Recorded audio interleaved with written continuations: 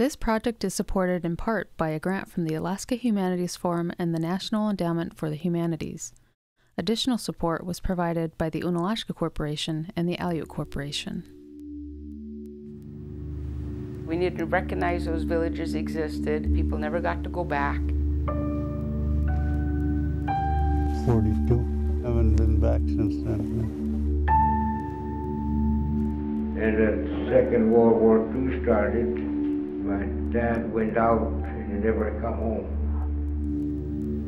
I never lived there ever again because the Japanese took me to Japan when I was 6 years old.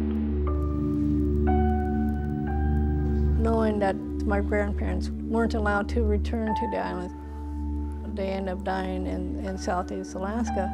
It was kind of good to be there, but sad at the same time. People refer to it as the forgotten war. Our people, the Unangax people, have never forgotten it. It was something that was buried in them and they didn't want to discuss, but we need to know who we are and where we came from. Tanadgusim Adan Chiilulix. A Journey Home, Revisiting the Lost Villages of the Aleutian Islands. The Unangan have made the Aleutian region their home for more than 9,000 years. A home where our people, culture, and identities were born and thrived. Our ancestors have been buried in those islands for thousands and thousands of years and have become a part of the island itself. It's a deep tie that we have, connection. The Unangan developed a rich culture of hunting and fishing, music and dance, art and language and faith, a lifestyle that was threatened in the early 1940s.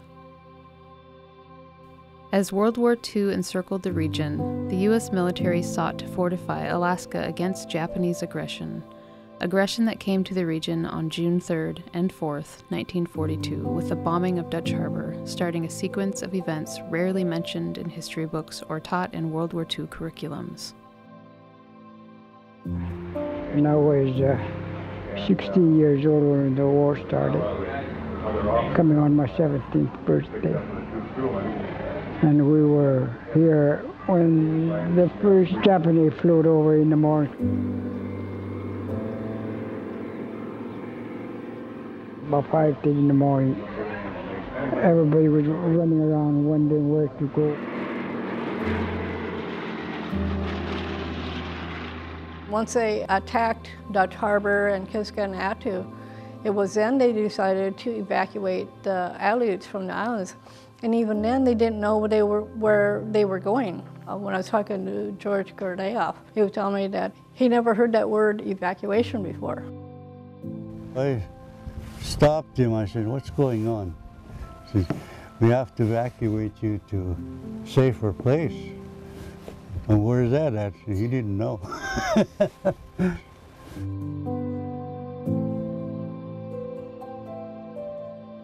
We didn't have no radio or nothing in Costiga. We didn't know what was going on. I didn't take anything, no clothes or nothing. There was no time to take her anything.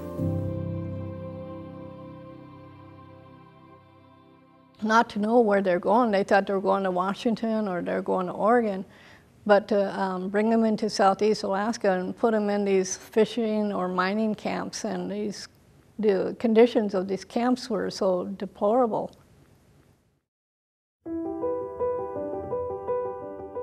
"881 Unangan were taken from their homes by the United States government, and an additional 42 residents of Attu Island were captured by the Japanese and held as prisoners of war.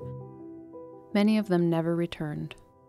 They should have provided more food, more fresh food, more medical attention. We wouldn't have lost so much knowledge because there were elders who had passed away and they probably lost some of their culture because they were there. In addition to surviving the hardships of their forced relocation, residents from the villages of Makushin, Kashiga, Borka, and Attu weren't able to resettle their home villages after the war. It was doubly painful to have been evacuated to Southeast, live in such shabby conditions, and then not be able to return home. Everybody's supposed to go back, you know.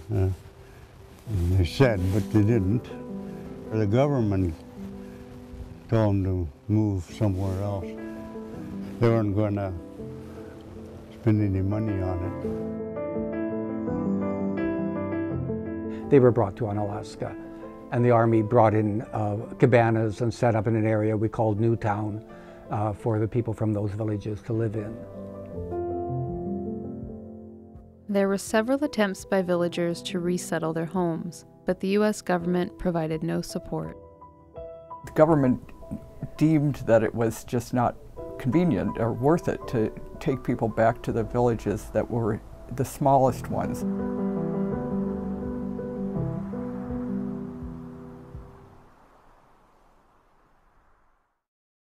In the decades following the war, there were efforts to record stories of what life was like before the villages were abandoned. When I first went to Unalaska, there were Unalaska people, Borka people, Mukushin people, and Kashiga people. So people really kept identities with their villages. And so many, many years later, they were very willing and anxious to talk about their memories of those earlier years. Let me start by asking Nick maybe to tell a little bit about life in Mukushin village. I was born there in 1925. About 40 or 50 people lived there. And I was a little boy, so I was happy all the time. In Mukushin, every day people go out, do something. Older people working, get some food for us. It's seal hunting, bottom fishing. That's all we do there. In 2004, the National Park Service started to compile oral histories about these villages, and the project grew to include trips for former residents and descendants. I was talking to Patty Gregory about the Lost Villages project. She had been dreaming of her father going back to Mukushin. And so she suggested that we make it into a return trip to the village. My dad's from Mukushin and my mom's from Kashiga, and my dad always wanted to go back. I was talking to Rachel and I said, how about we go over? And she goes, yeah, we can get the Fish and Wildlife boat. The TECWA will take 4 former residents and 5 descendants of residents to revisit Mukushin. From there, the idea grew, and so the project was transformed into one that involved return trips to the villages with some of the elderly surviving residents and their children or grandchildren. Up first was a trip to Mukushin in 2009.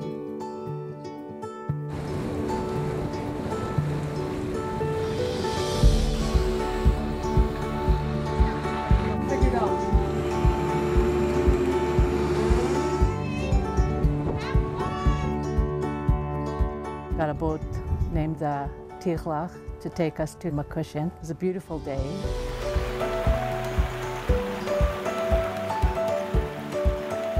We made it into the village, and I remember the rainbow was there, and it turned out to be flat calm, and my dad was just so excited.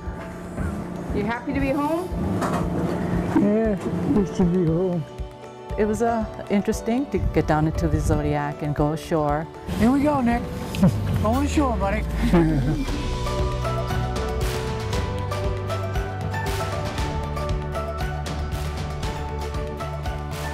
Used to be sandy beach all the time, now it's a rock. Fortunately, we had Nick Lukanov Sr. with us, and he was able to direct us to where the church used to be. And that's where, of course, we wanted to plant a cross. There's a cross right up here? Yeah. This is where the chapel was, right there. He was determined, I'm going to put this cross up in where my chapel was. Right there, fine. Right there? Okay. That was some part of closure, I guess, for him when you think of it.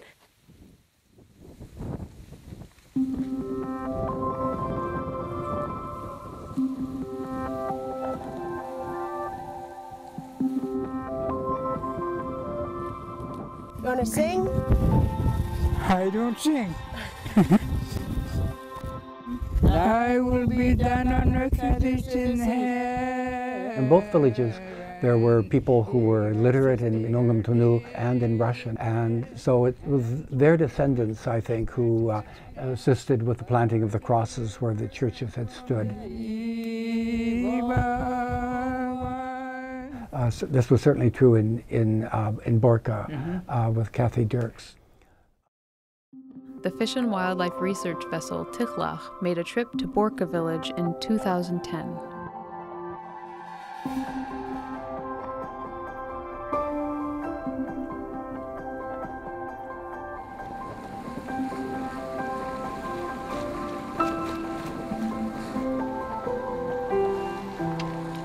I asked if I could go, then when they said that I could go, I was totally happy. I'm connected through Borka from my grandparents, Andrew, McCarran, and Esther. And he played the organ.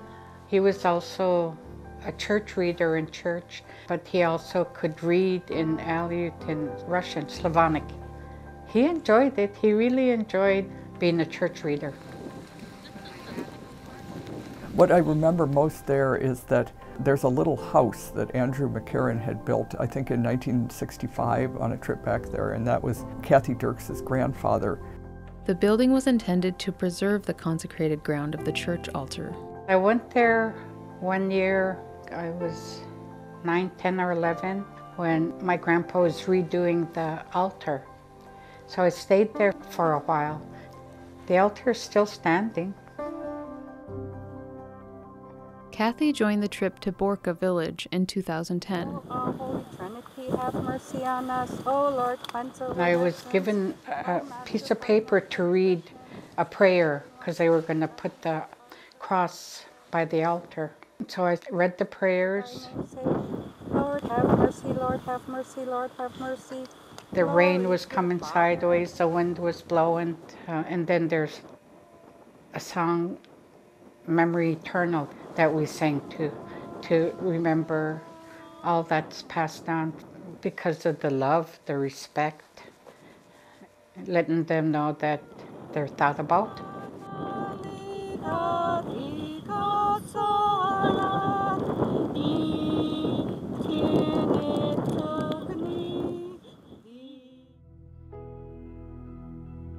Also in 2010, the Fish and Wildlife Research vessel Tichlach made a trip to Kashiga.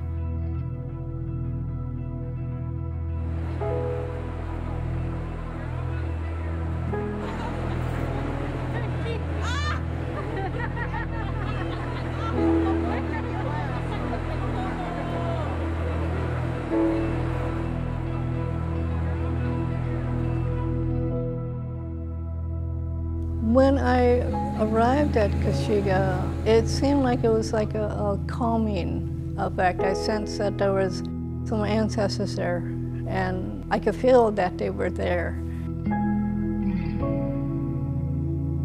It wasn't until the Lost Villages project that Carlene learned her ancestors' history.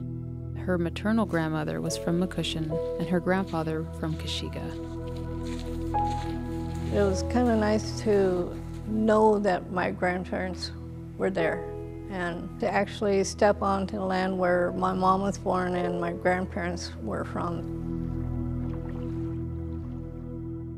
Glory to the Father, and to the Son, and to the Holy Spirit, now and ever, and not to ages of ages. Amen. Ward Cove, that's where I believe they were taken to. My grandparents ended up getting TB, so they were taken to Sitka. They had passed away in Sitka there.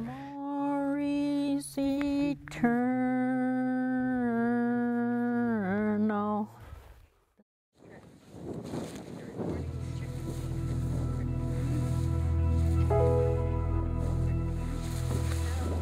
Everything looks so different.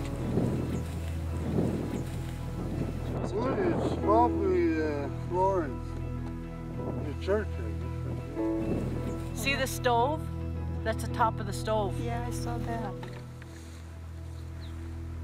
For me, it's been exciting to help people make connections with relatives, and one of the more gratifying parts of this project is that every time I give a presentation about it, somebody in the audience will recognize their mother, or, you know, that was somebody, one of my cousins, and just being able to establish the connections between families and help people connect with their own history. Meeting new family, it was amazing. Jane Menzoff and Mary Diakonoff and her daughter. We were talking on the boat, and we didn't realize that we were family at that time, so it was a real surprise, and then, you know, we just started talking more. Carly, come here and look at the map. And Mary, she showed me one of the pictures there, and she said, that was your grandparents' house. I said, oh. She said it was the biggest house there. Well, that was something. It got a little closer, you know.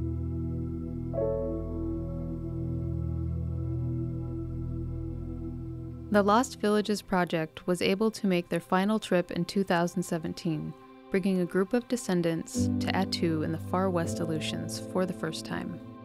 Attu has always been sort of an outlier to this, because the story of what happened to the Attu people is so different from that happened to those who were evacuated to southeast Alaska. It was Sunday morning and I saw Japanese soldiers. I heard shooting and we started running, and I see some mud flying in front of me. I didn't know why. So much later I found out it was bullets that were hitting the ground. I was just a kid, so I didn't know what was going on. Residents of Attu were taken as prisoners of war to the Japanese city of Otaru, and they were held as prisoners there for 3 years until the end of the war.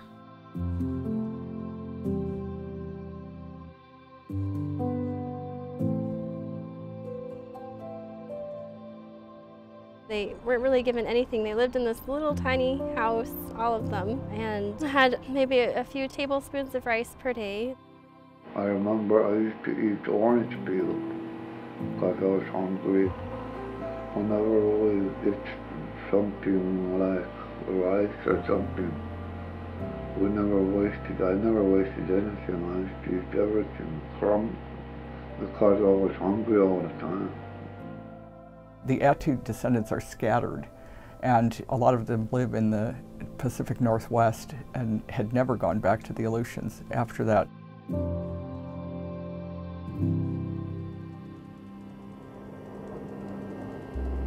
So I found a few words in my journal. They were from May 21st, 2017. I found out today that I have been selected to go to Attu. This is such a cool thing. I look at my skin and I know that I am Marina's daughter. I look at my hands and know that I am John's daughter. I am overwhelmed. It is overpowering in a lot of ways.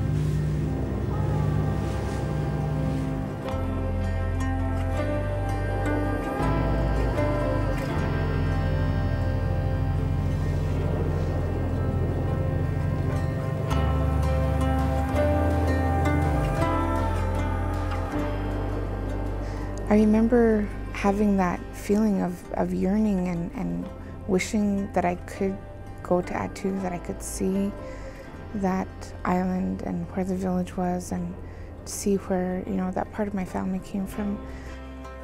Crystal grew up in the village of Atka, more than 500 miles east of Attu, where some of the Attuans were resettled. But Helena grew up in Colorado, far away from her family's homeland. It's hard to weave the story together just because it's such a closed topic. I think when I was younger, I did not care about my culture, and I'm growing to learn to love it. And I was hoping that this kind of program would help open up people for more communication, and I hope it does. Science has found that there is something that gets carried on in our genes from experiences that even our grandparents had, experiences that our ancestors had. I feel this inner sorrow, and it happens for a lot of Indigenous people. It goes from when someone takes away your culture and you have to try to start and learn again from the beginning what that culture was. You know, and that takes probably generations. The prayers of our Holy Fathers, O Lord Jesus Christ, our God, have mercy on us. Amen. I remember from the trip talking with the assistant deputy director of the refuge, who was saying this doesn't have to necessarily be a one-time thing. The Fish and Wildlife research vessel Chiilulix, it goes out there to Attu every summer. So that's a wish that I have for my daughters now, that when they're older, that one day they'll be able to go back to Attu as well.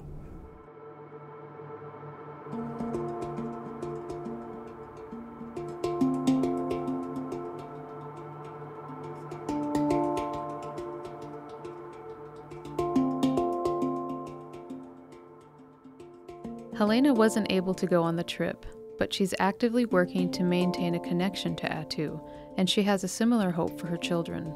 I want them to remember that even if you don't live on Attu Island, it's still in your heart and always will be. No one can take that away from you. And if you have problems in your life, just remember the strength of your family and how we survived.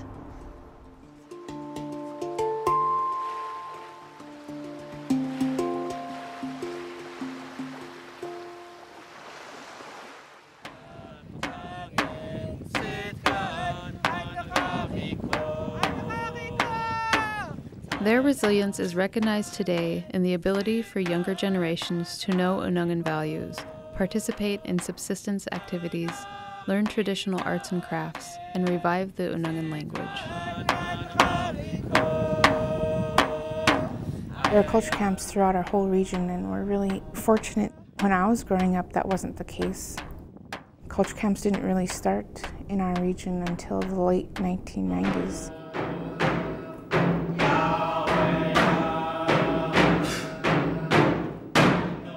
It's nice to see that they're bringing back those camps now, where they invite people to come and build the boats and teach them language to revitalize the language.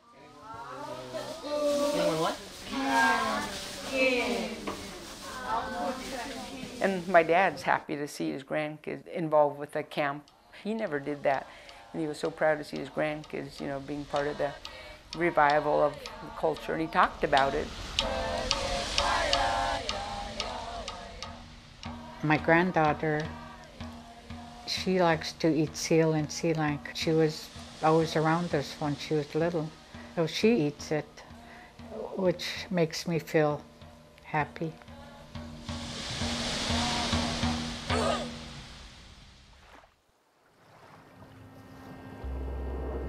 The formal Lost Villages project is complete, but the vision lives on. I think it has a broad meaning in terms of reconciling with a lost home, a home that you had that was taken away. And I think many people can identify with that experience. And having experienced it with the people that are descended from those who lived there and the ones who had lived there themselves, it's given me a much deeper appreciation of that experience and what it means to them to actually go to the site where they had been.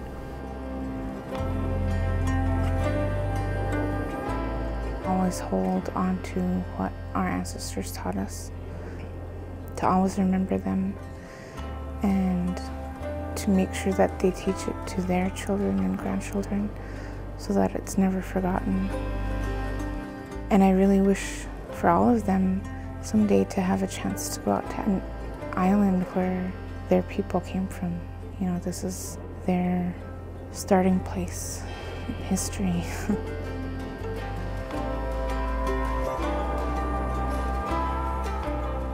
So, yeah, just always remember.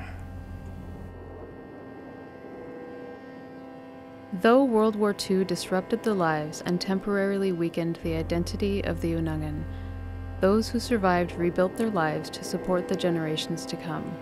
By telling their stories of hardships, death, and survival to the world, they found strength and built resources to ensure this history is not forgotten or repeated.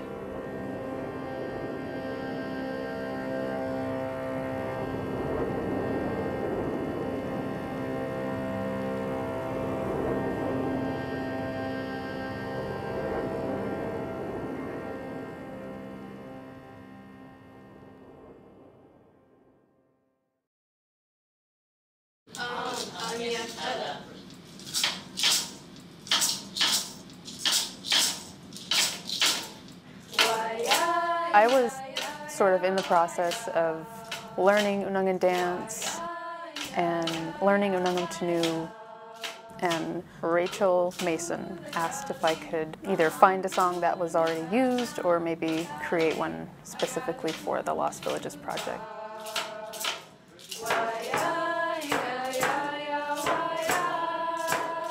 I probably had the melody in my head as a Unangan Tanu song that I wanted to write, and we call it a send-off song. If it's going to translate, it's kind of like good health and good luck as you're going and returning around the islands by boat.